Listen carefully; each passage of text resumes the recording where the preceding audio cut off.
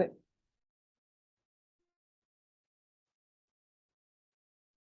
If you haven't already, I did put some questions in the app, some poll questions. Go ahead and fill those out.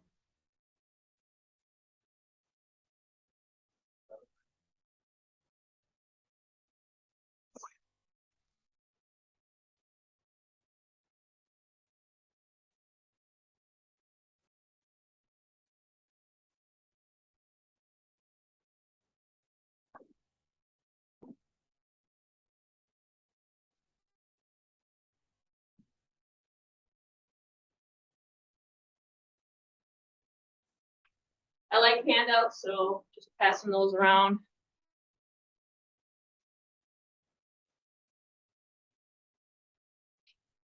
Well, I think our time is here, so I think I'll get started if that's okay with everyone. I'm Sonya Rippe. I'm the project coordinator with the City of Plymouth.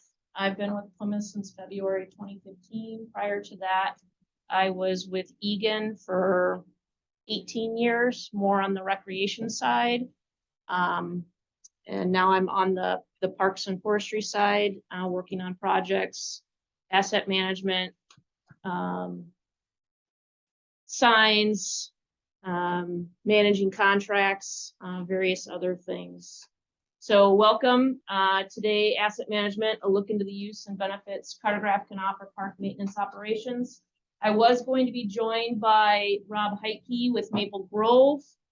He has since moved on to farming and homeschooling his son. So you're stuck with just me today, but wish him well in his new adventure. So I added a couple of questions this morning to the app to kind of just see if people have asset and operations management software with their agencies. It looks like 6 yes, 3 no. And if you do have one, what do you have? ActiveNet, Cartegraph, Infor, Lawson. And then if you have a 311 solution or a citizen engagement software, 1 yes, 2 no. Those are kind of the top things that I thought of would be beneficial. Those are the things that we'll be talking about today as we're moving forward. Just to give you an idea of the park system that we have in Plymouth, we have over 1,800 acres of parkland, 167 miles of trails and sidewalk, and that's just city. That's not Three Rivers. We have 3 major regional trail systems that come through the city of Plymouth. So that is strictly city trails and sidewalks. We have 67 developed parks, 63 picnic shade pavilion structures, 15 park shelter buildings, 12 nature areas, 3 open spaces. We also have the ice arena, the Hildy Performance Center. We have the Plymouth Community Center and Field House. So we have a plethora of parks and facilities within the city. And how can we manage all that and know what we have in all in our system? Hence comes Cartegraph and SeeClickFix. Cartegraph is an asset and operations management software. Knowing what you have is the key to data-driven operations. You want to track asset conditions, costs, and work history. And then we have also SeeClickFix, which is a 311 solution that empowers residents to report issues, identify repair needs, share feedback, and ask questions with increased transparency. That's not always our favorite topic, dealing with residents and the complaints that they might have. But it has been beneficial for us, for the city to engage with that. Prior to SeeClickFix, requests or complaints just went out to the appropriate supervisor. Did it get lost on a piece of paper? Did it get lost on someone else's desk? What happened with it? Did it get resolved or did it get ignored? What happened with it? Is the resident going to call 3 months later? Well, I called, but no one dealt with this. Where did it end up? And those are the sorts of things that really helped us manage that, especially during the winter and the summer are busy times. In the winter, we would have this piece of paper sitting by the front desk staff, and they'd write all these notes on it. It would go to the supervisor at the end of the day. And then that was it. No one knew what happened. Did the residents get called? Did it get resolved? And then they'd never see it again. And then the front staff might get a call again. Well, it's still out there. What's going on? And so that really helped us think through things, not just parks and forestry, but the city as a whole, of how we can operate. So Cartegraph, again, I started in 2015. I started researching asset and operations management software, probably 2016, 2017. When we landed on Cartegraph, it was not funded, which is not always a good thing in government. But we had the buy-in also from Public Works as well, to get software to better our operations and managing all our infrastructure within the city. We presented that to the city manager and to the council, and we were able to get the project funded. Because we are a larger community, Cartegraph's base is by your population. So for our 3-year agreement, we invested over $300,000 to implement Cartegraph. It is not a cheap software, but it is very beneficial, and it is there for the long haul, for your infrastructure and operations. You think of how much you invest in infrastructure, how are you taking care of it going forward? You can't just build it and walk away. Who did the onboarding? Cartegraph? You did? Wow. So at that time, I now have a counterpart in Public Works. It was myself and the GIS coordinator that worked, and we had a what we called champions from each area. It would have been a lot better if I would have had a counterpart in Public Works like myself to really lead the department in getting it going. So that was a bit of a struggle for us, for myself, to kind of really grasp what their day-to-day stuff was, because I wasn't involved in their meetings and their day-to-day operations. So that was a little bit of a challenge, but they do have someone, a similar role like myself. And so we had a lot of meetings with Cartegraph to get us going and figure out how to implement it. And so a lot of meetings to dive into all that information. And then we implemented in December of 2018. And it's been a challenge, and as you go and you learn and grow, as you use the system, we've really been able to grow into the system, and we still have so much more to go. But it is not an easy endeavor. You have to have people that are dedicated and willing to work towards it. But the benefit outweighs all of that. If you think of the amount of money you have in infrastructure in the city, this is nominal compared to that. And this will help you take care of everything that you have out there. And then a few years later, we implemented C-Click-Fix, and we integrated that right at the beginning of COVID. It couldn't have come at a better time, because people were working remote, maybe not always being able to get to the phones. So we really pushed this out, and we branded it called My Plymouth. And so there is a web application and a mobile app. And we've had really good success with that, and working with communications to get that out and available to residents. And it is a citywide centralized citizen engagement application. So not only do you have parks and forestry and public works in it, we have community development, we have finance, we have public safety, we have transit. We try to get away from, oh, we have this web form over here, we have this web form over here, and this goes to this person, this goes to that person. Now we have a centralized location. So if there's an issue and you have a resident that's always searching for the answer that they want versus what the answer is, you can kind of navigate that and track that. And you have those frequent flyers. I have a favorite trail guy from the Northwest Greenway, or we have this guy over here, or this guy always complains about the ice in the winter on the trail. We don't put salt on. You have that tracking mechanism for all of that. Go back to Cartegraph a little bit. Cartegraph, there is, we integrate directly with GIS with Cartegraph. So all of the data that we had in GIS is integrated directly into Cartegraph. And so Cartegraph, just a couple of the highlights of what's available. The requests, C-Click Fix also integrates with Cartegraph. So the requests come right into Cartegraph, and we'll go through that here in a little bit.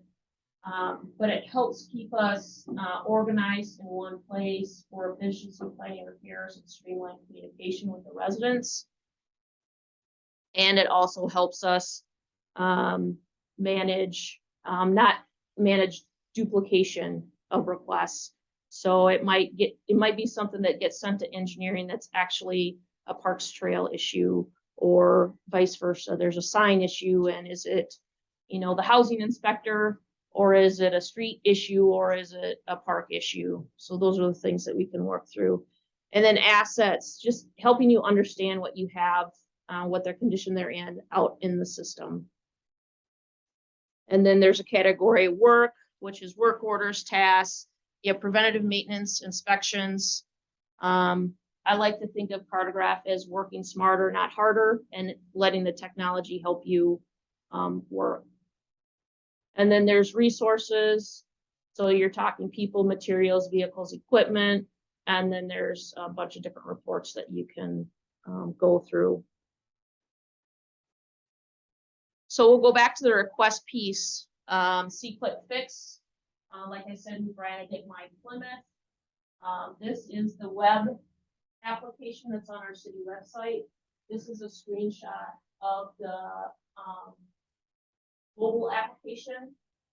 So you can see when I took that screenshot, we had almost 12,000 issues to date. Now that is since we launched that in March 2020 during COVID. And this is just a screenshot of what it looks like for the resident when they're searching. And I'm gonna pop off the PowerPoint here and look at my notes.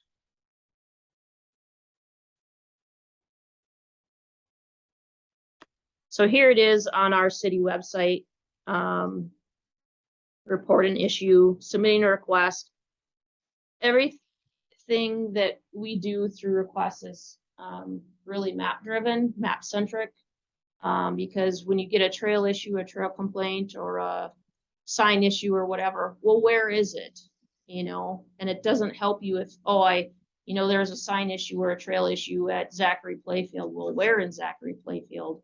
Those are the things that are really hard for us to manage here. So I'm just gonna.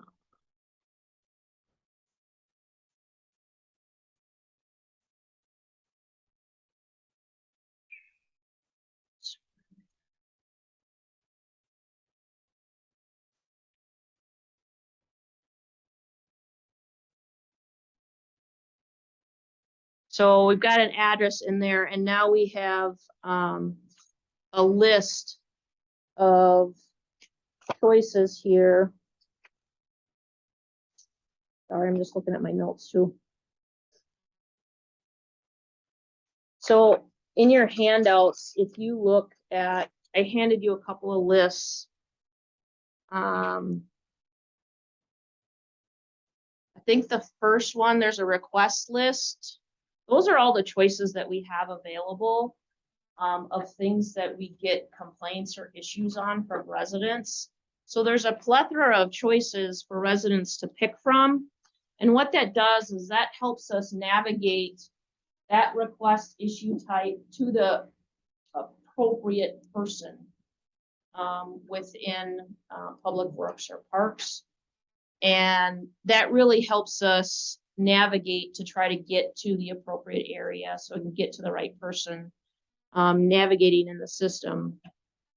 So you could, there's tons of different choices. Sometimes we think we have too many choices, but then if we try to narrow it down, then it's like, okay, but are we asking the right questions to get the right information, to get it to the right person? So we've kind of gone back and forth a number of different ways. I'm going to use signs as an example because it goes over so many different areas. All of these, you can add a photo. All the requests, you can add a photo as a part of your request. Pictures really tell 1,000 words, and it can really help you see where your issue or complaint is. I'm not going to attach a photo here. So then you have a description area, and then the key here is where's the sign located? What are they complaining about? Is it park? Is it private? Is it right away, or is it street? And those choices then tells us where that request issue is going to get sent to within the city. If it's park, it's coming to me. If it's private, it's going to the housing inspector and community development. If it's right away or street, it's going to the street department. The resident doesn't care who gets it. They just want it fixed.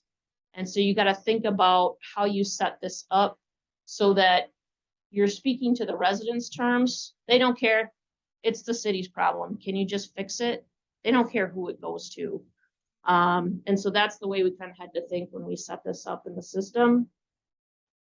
And then they can put their information, and as I go further, let's see, I'll pick a choice here.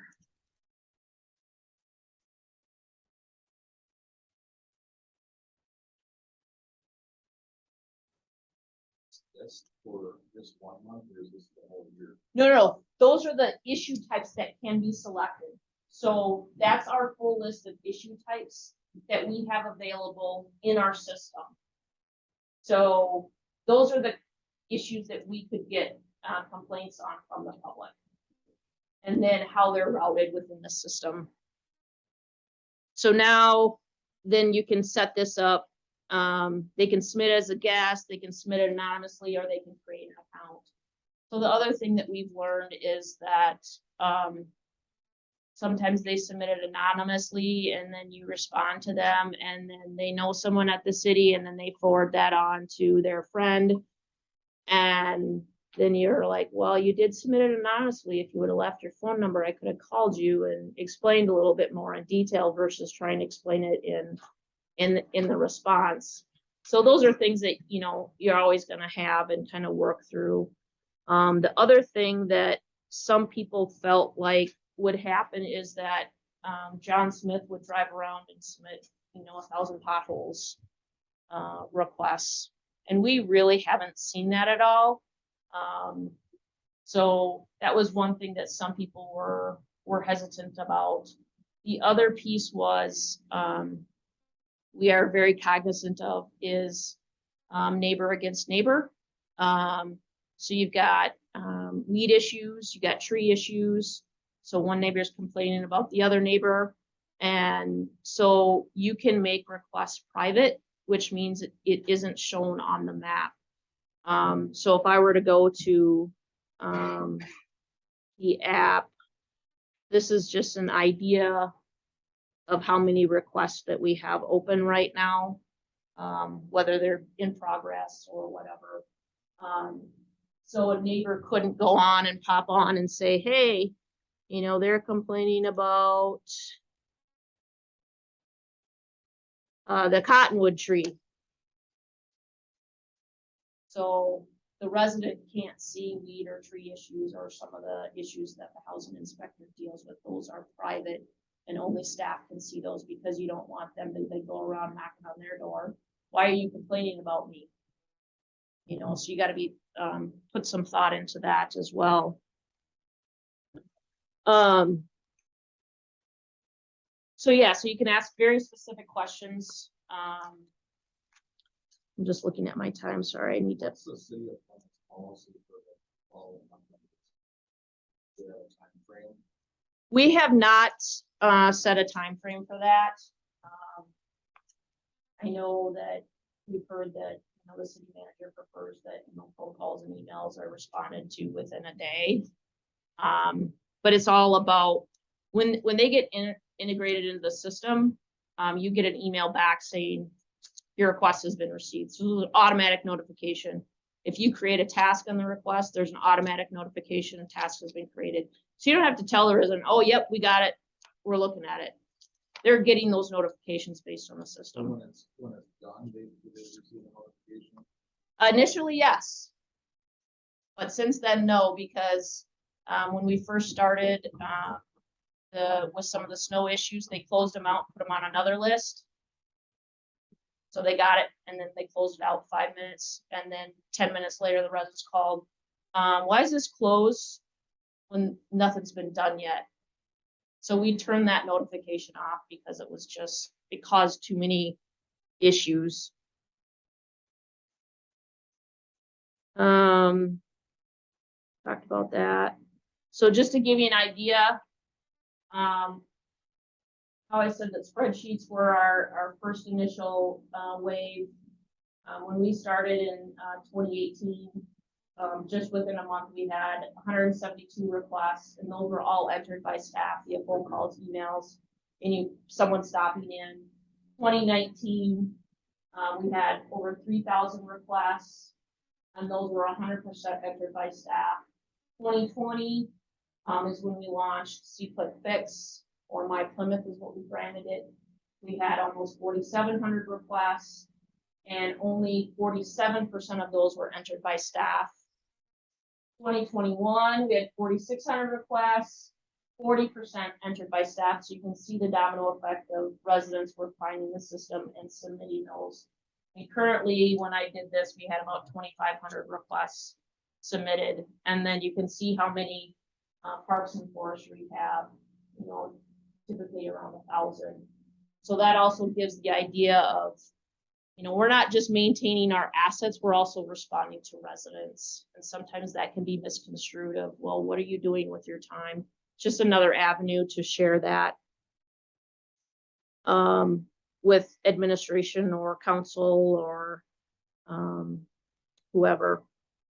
All right, on to assets.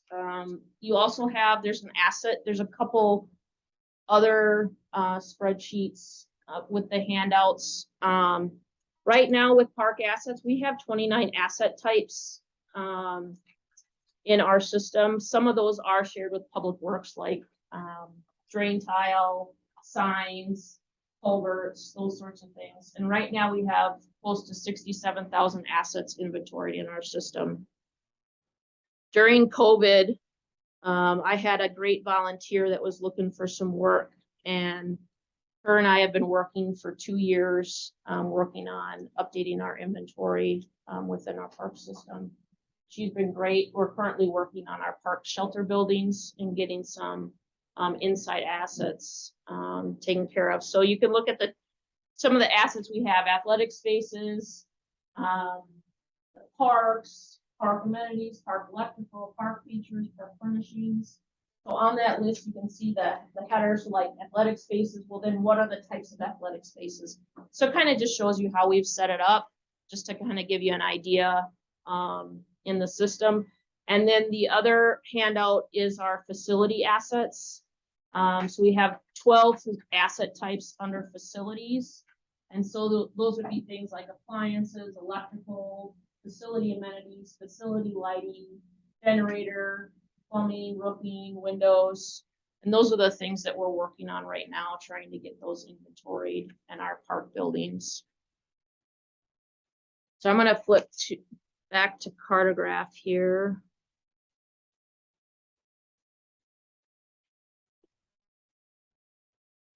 Just to kind of show you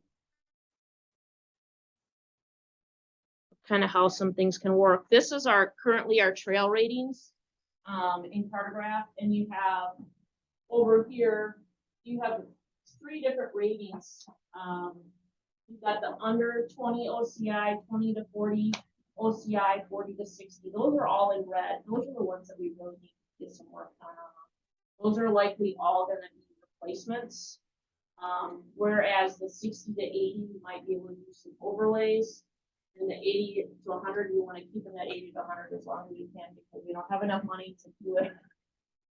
Barely take care of these 20 to 60s. So it kind of tells you where we're at in the system. We're currently going through an inspection process of rating all our trails right now, which we try to do every 3 years. But this is just a sampling of what looking at the assets can look like.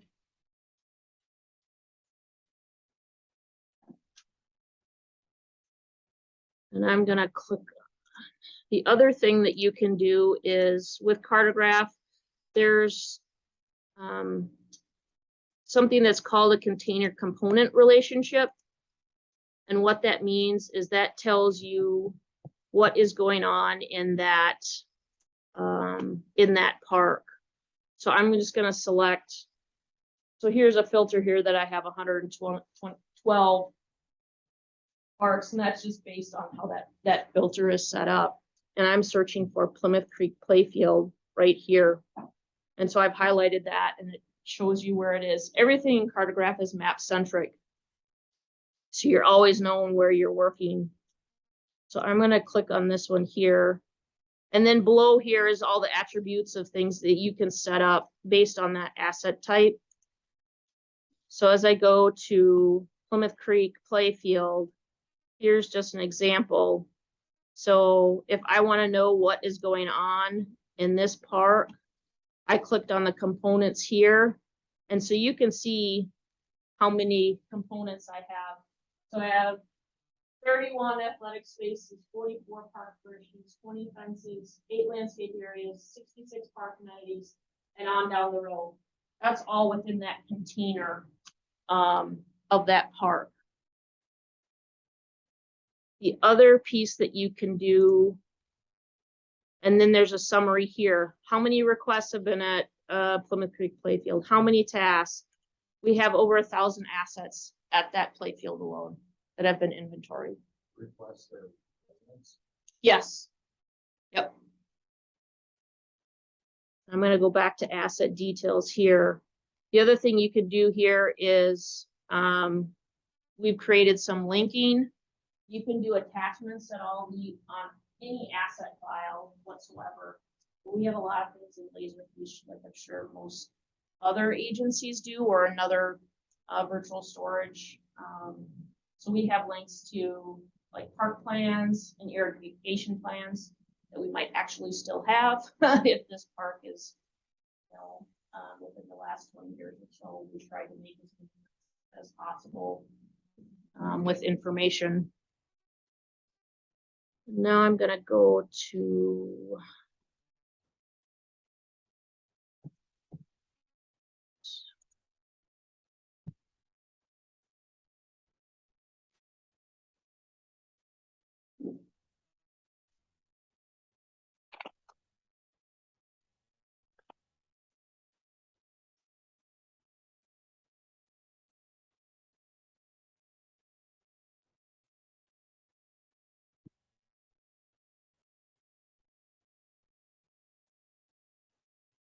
I'm going to show you a trail asset.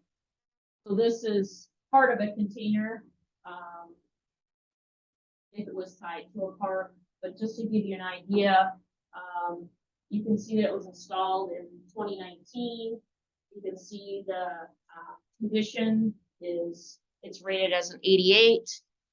You can see up in this corner right here, I have a photo of it because either myself or the volunteer that was helping me, we're trying to attach photos to as much as possible. So when you're looking at an amenity, you know, if you don't have the answer in the system, you're like, oh, this is the color of the roof, or the bench does have arms, or what have you.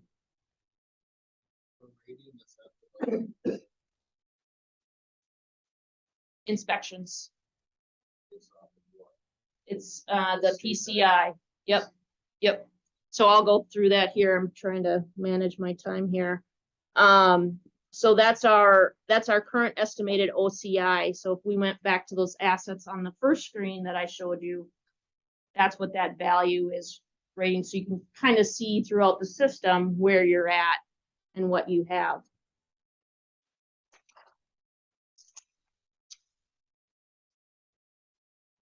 And then work, here's an idea to kind of keep track of what you have going on.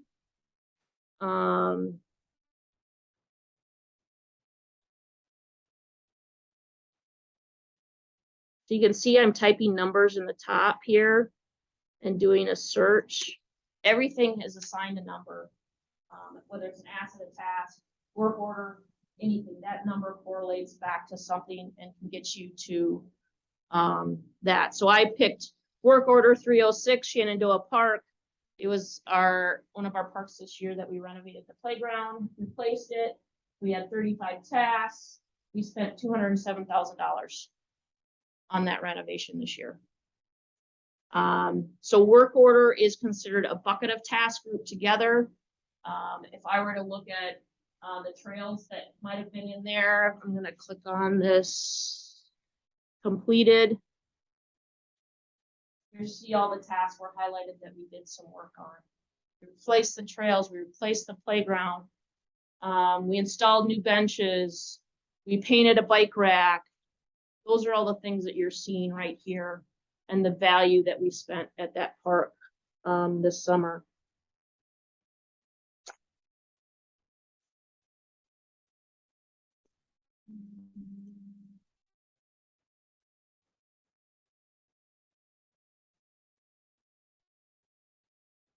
And then you have tasks. Tasks are singular events within a work order that are tied to an asset that either gives you a value or it tells you when it's installed, it tells you when it's repaired, tells you when it's replaced. It could tell you when a tree wasn't ejected for EAB. It can tell you when the tree was trimmed. It could tell you when the playground was inspected. Was it a low frequency inspection? Was it a high frequency inspection? What did you do with that?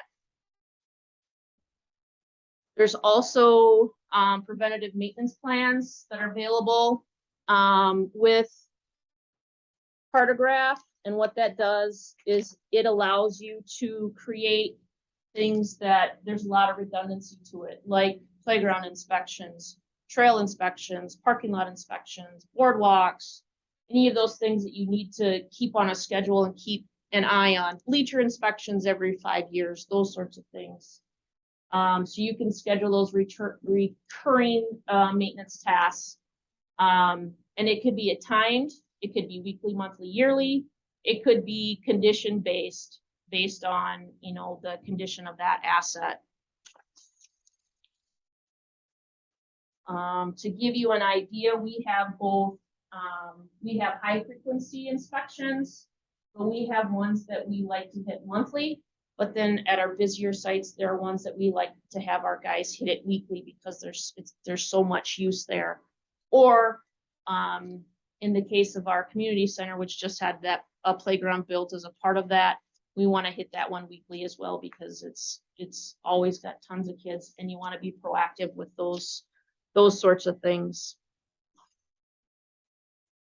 And so I've kind of talked about inspections a little bit. So this is kind of our inspection process that we have currently set up. We have athletic spaces. We have a bocce ball court, and that one gets inspected every 2 months. We got basketball, pickleball, and tennis. Those are also inspected every 2 months. Pump track weekly, skate park weekly. We have park features, boardwalks, bridges, docks, piers, and overlooks. But then we also have drivable boardwalks, which we try to hit a couple of times a year. And then playgrounds, we have high frequency, monthly or weekly. And that was an inspection that myself and one of the managers set up on our own. The playground equipment one was an out of the box, and it's the CPSI standard one that Cartegraph built just recently that we're using. And that's what's referred to as the low frequency inspection. And that one is done every single year on that playground. And that helps us rate which playgrounds we're gonna start replacing. So it's not just, oh, that one looks bad, we should hit that one next. It gives us a value and a reason for that. And then trails, we're hitting those every 3 years. Just speaking a little bit to the playgrounds. We are hitting playground inspections, the high frequency. We have the sites. We have a 2 to 5, a 5 to 12, and a swings. And so I'm just gonna step out of here and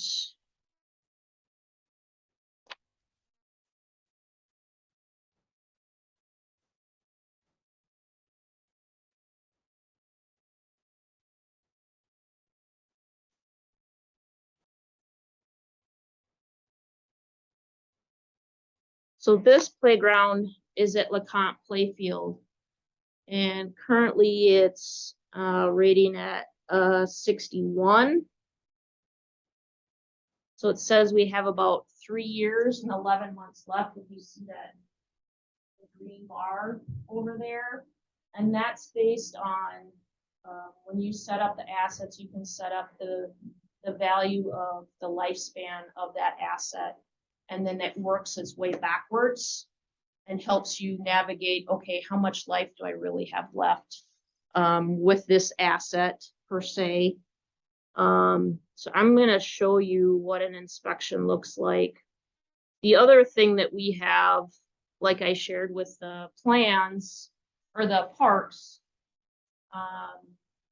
you could see the park plans or go to the irrigation plans. We have the same thing with playgrounds, so that when the playground inspectors are out in the field and they find an issue when they're doing an inspection, they need to order a part. Well, what part is it? What's the number? What's going on?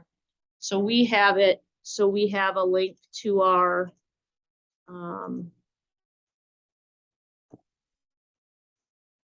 Laserfish, and I just pulled up the plan for that playground, so they can zoom in and try to figure out what part it is that they need to get ordered, and or who do they need to connect with to order it, which vendor are they going with. So that's been really beneficial for the crew. You can also attach them. You can attach files to anything within Cartegraph, whether it be manual or photo, whatever it may be. We've just chosen to do it that way because we have everything in Laserfish. It's hard to manage things in 2 or 3 different places. So Laserfish is our key plan system holder because we need to keep those in there. So I don't put them in there. I just put that link in there instead to manage that. And then the crew in the field, they all have iPads and they can navigate to that information. So I'm just going to go into an inspection so that you can see that. So you can see here, these are all the tasks that are associated with this playground. So you can see like there's an investigate task in here. So we can click on that and see what this was. Was it, oops.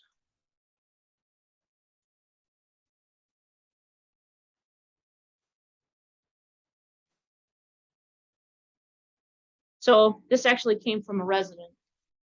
So there's a request here. Part of the green steps has become disconnected. So they submitted that. It was assigned to the supervisor. The supervisor then created a task on the asset. Then they assigned that asset or that task to the staff that are responsible for playgrounds.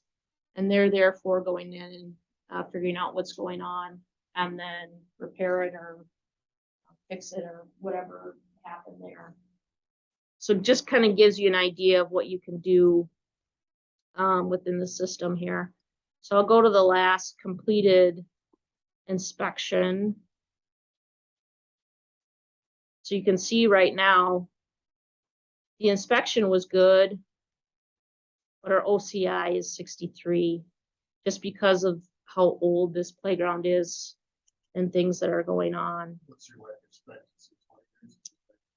20 years? We say 17 to 20 is how we're replacing them, but right now, like next year, we're looking at replacing Elm Creek Playfield.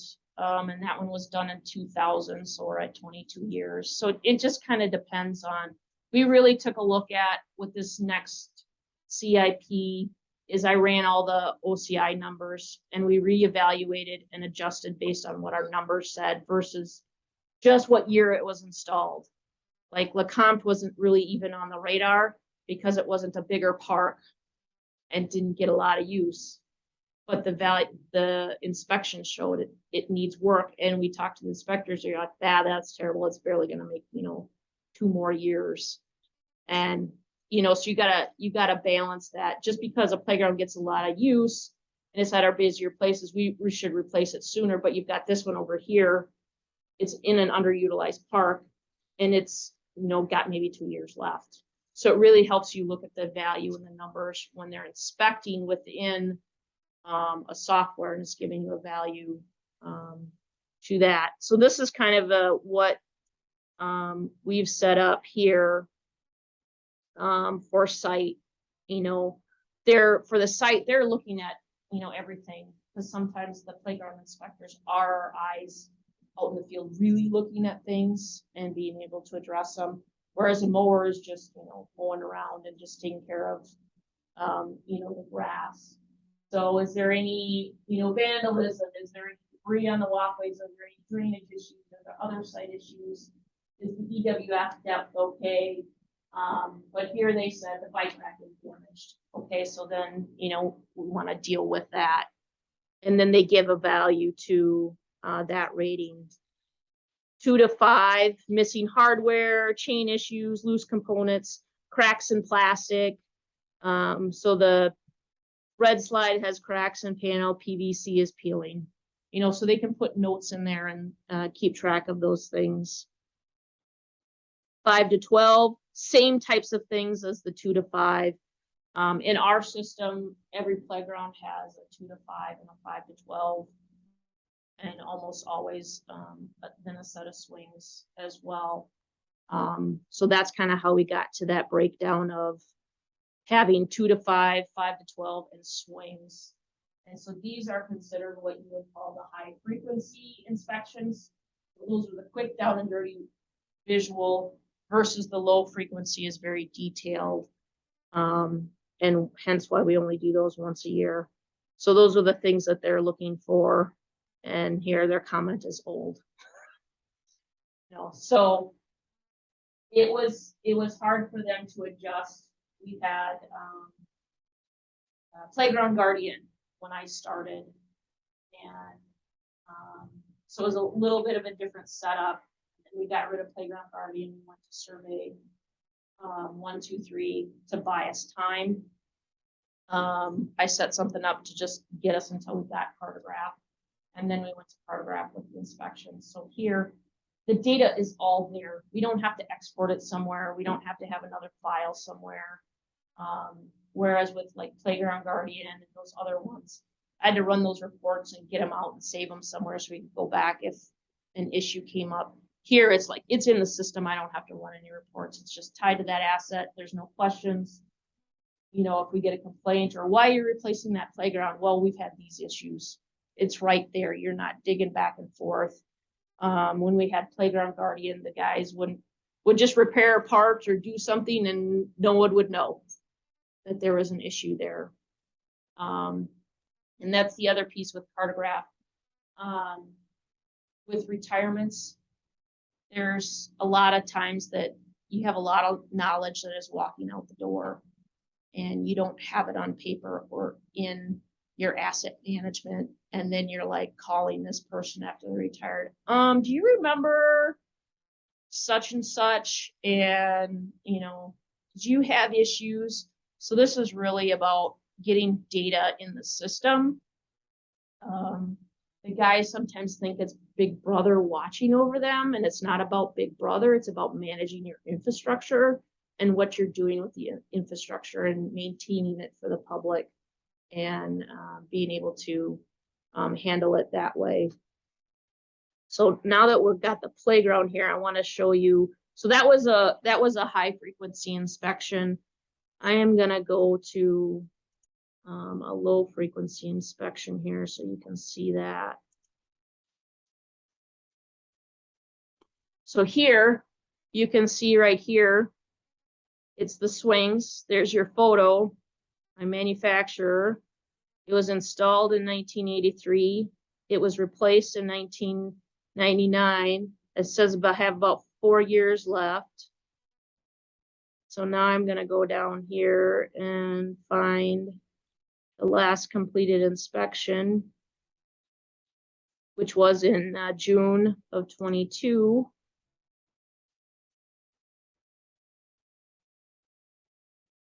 And so again, this inspection is out of the box, and Cartegraph built it based on the CPSI standards that are set up. And so we didn't have to like recreate the wheel. Those low frequency inspections are pretty detailed in what they're looking for. So for us with playground, the high frequency is looking at, you know, everything. Low frequency, you can see I went to playground equipment, so I got to the swings. So under a playground, we have the playground itself, and then you have underneath it the playground equipment. How we have it set it up is we have the swings, we have the 2 to 5, we have the 5 to 12, and then we have the site. And so we're looking at all those things for each of those areas. You could set it up that each component is an asset, but that was just a little bit more that we wanted to go and do a low frequency inspection on each of those specifics. So we categorized it together so that we're not just doing a low frequency on a, you know, on a rocker. You know, we're looking at the whole area. So there's different ways that you can set up the system.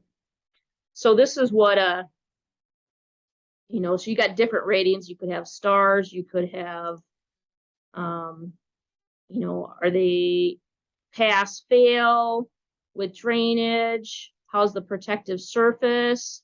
So this is a concern here. This is a 4. So we've got loose fill is a pass, but materials are deteriorating. Got holes and cracking in the pour in place. So just kind of tells you where your issues are with this specific set of swings at LeCompte. So that kind of gives you an idea with that piece there.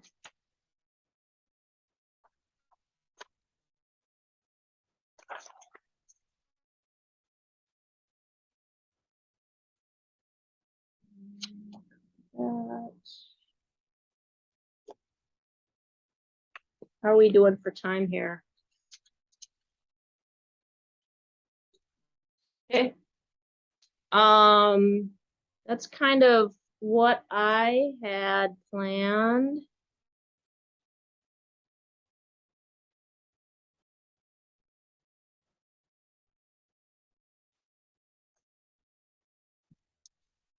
If you don't have an asset management software, you're interested in Cartegraph, I got Kent's contact info up here.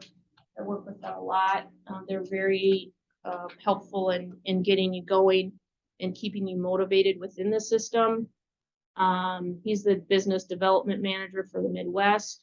We just recently had a user group meeting we held at Plymouth.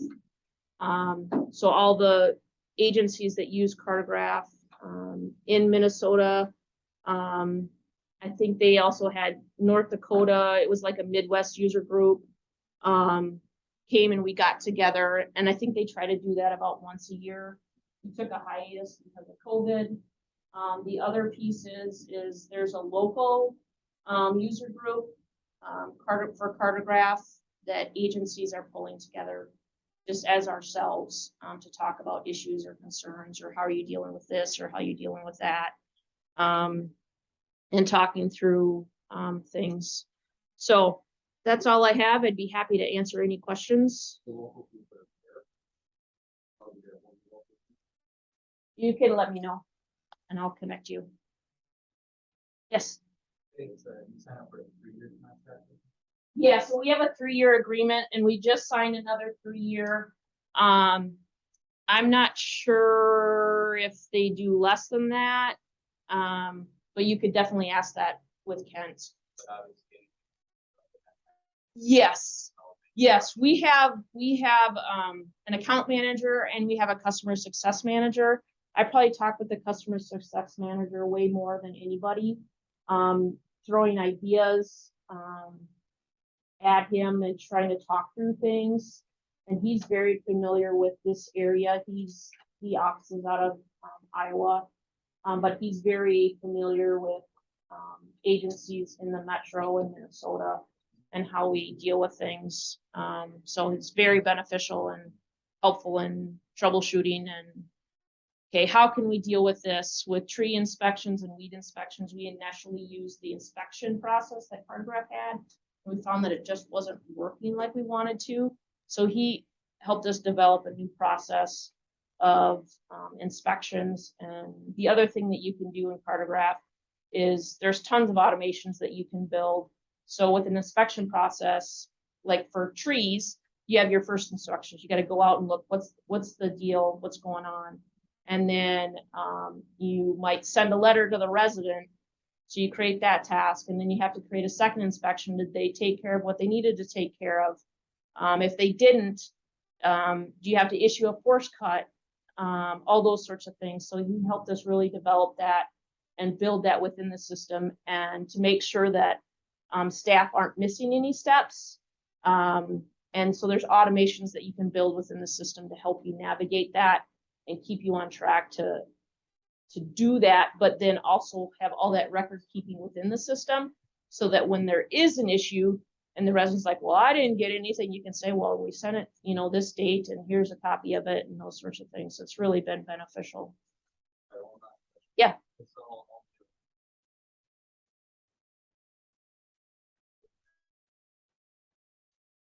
Let me look here. So I had ActiveNet, Infor, Lawson, Cartegraph. I know Cartegraph is very popular here. I know some communities use CityWorks. I'm trying to think. I know when I did research, I researched like Dude Solutions. Hopefully no one uses that because that's a hard pass for me. Trying to think of the other ones. This one we just found was more, it's very stabilized. They're very innovative. They keep improving the process. There's an app for the crew in the field.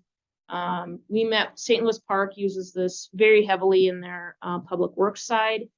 And one of the things that they shared with us is that if a crew member comes back at the end of the day and you ask them what they got done, because they didn't close out any tasks, well, did you really do anything today? What'd you do today? What's the value of what did we get crossed off the list type of thing? And sure, one task could take you all day. It could be a big drainage issue and you repaired it, but what did you do today? And so it's not about Big Brother, it's about the assets and doing the work that we have in the system and maintaining our assets. Any other questions? Your initial investment was $300,000. It was for a 3-year for implementation and kicking off. And now we have annual agreements. And I'd have to go back and look and see what that value is. Because of how this is set up, C-Click Fix is a partner of Cartegraph. So we're just paying one annual fee, and C-Click Fix is a part of that. That one is about 20 grand a year, if I remember correctly. We might be paying 70 to 80,000 a year, but again, that's based on our population. The price tag is the population base. So if you're smaller community, you're going to be in a different price bracket. And it also depends on which assets and what you're looking for your operations.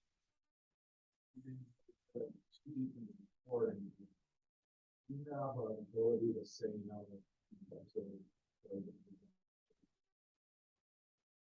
It's playground, getting the playground, 2 days instead of 2 weeks. Reporting is, there's so many ways you can go to with reporting, like, to dive into that data. You can actually pull the data back in GIS if you wanted to, make any other mapping applications, but it's endless what you can do with the data. And Reports. they have some standard built reports, but the customization is endless. And that's what we did with our tree and weed inspections. We built a custom report. Wonder if I can look one up real quick. That allows you to show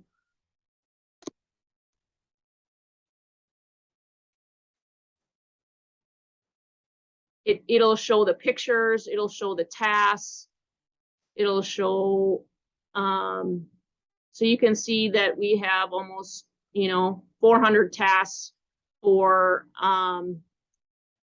weeds from this year alone. So I'm looking. As of right now, we are not. You certainly can. So here's one right here. You can see we can see that they had issues in 2020 at this property. And now we're in 22. And then these are the pictures. So this is the report that directly gets sent to the resident. And it's also You could, if you want to go down that road. We haven't yet with labor costs, and Public Works does for some things like water main breaks and things like that, kind of encapsulate what they're spending. Right now, we're looking at, what did it cost to replace that trail, or what was that, playground replacement, those sorts of things. But yes, you can track time. I've heard some communities, maybe not in Minnesota, but if they didn't get 8 hours in the Cartegraph, you're not getting paid your 8 hours. So they're using it as their time card per se. So there's just different avenues that you can go about things. I want to say baby steps, but we're going on year 4 here. But what do you want to tackle first, and what makes most sense for your agency as you're going forward?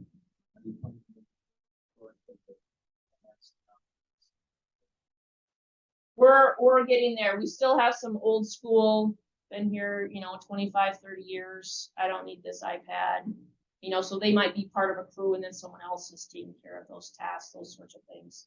The high users are our tree guys, with, grinding stumps, EAB injections, tracking all that.